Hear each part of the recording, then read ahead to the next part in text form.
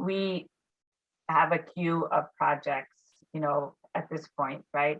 And we look at each project in terms of potential value versus what we call doability, right? And the doability is, we have some data, enough data, we'll say in quotes, enough. We have a business champion so that if we solved it, it would actually be implemented. And we have a fairly well-defined, business problem that we're trying to solve.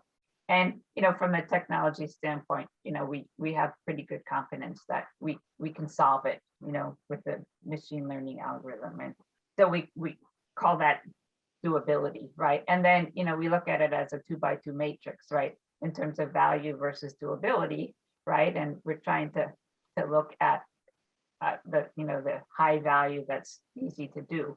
And particularly when you have a metric that you're trying to hit every year, you're going to focus on the projects that you can do sooner. So after a couple of years, I was becoming vocal and saying, everyone's like, well, this is great. We're generating more value this year than last year. And, you can look across the different parts of the company, and more parts of the company were using this. And I said, but, I have great concern about the data, right? Mm-hmm.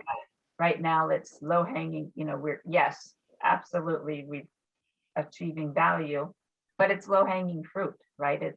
It's the stuff we think we can solve.